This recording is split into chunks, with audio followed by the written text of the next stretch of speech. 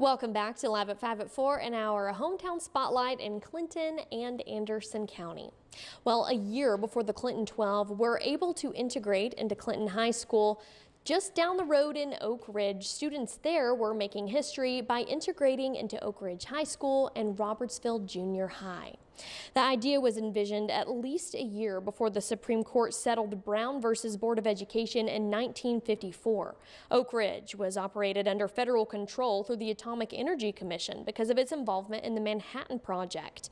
In 1953, President Dwight D. Eisenhower issued an executive order that all Army bases that had schools would desegregate those schools, and that meant students from the Scarborough community would be the first to integrate, which they did in 1955, a year before the Clinton 12.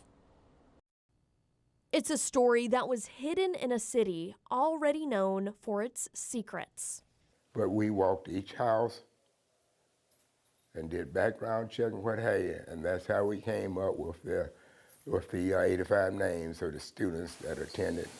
The Oak Ridge 85 were typical students put into a not-so-typical situation, becoming the first black students to attend formerly all-white schools. We didn't understand a lot what was going on. Just a young girl at Robertsville, Ethel Sykes says she didn't understand the reaction by her white classmates. One trip to the cafeteria was particularly painful. We got to the cafeteria where she took my hands and she dropped her hands from mine, but when she did, she rubbed the hands on the side of her dress. And I couldn't understand. I said, I'm not dirty. Why are you rubbing your hands like that?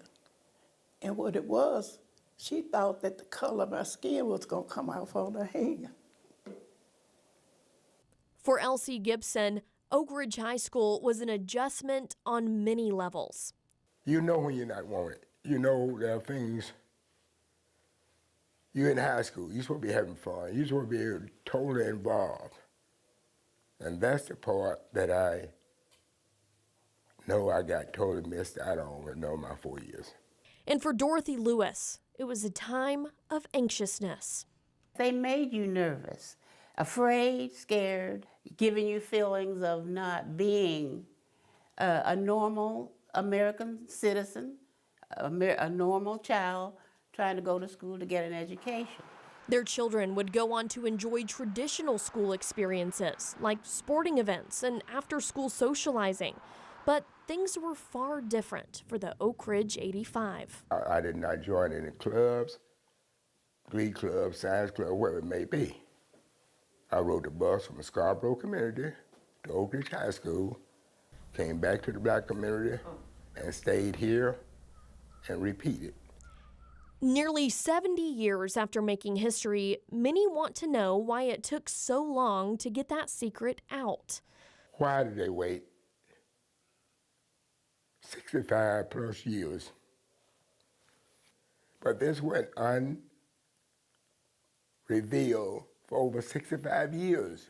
Now the Oak Ridge 85 are being recognized in the same light as other brave students like Clinton and Little Rock. So they need to know the struggle and the hardships that we had to endure for them to be where they are today. I want them to know, how far we came.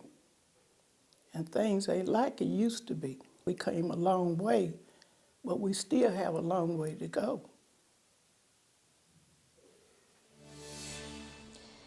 In February of 2021, Oak Ridge City Schools actually integrated the story of the Oak Ridge 85 into their curriculum.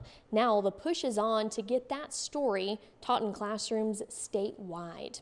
And coming up on February 23rd, there will be a luncheon in recognition of the 1955 integration of Oak Ridge High School and Robertsville Junior High.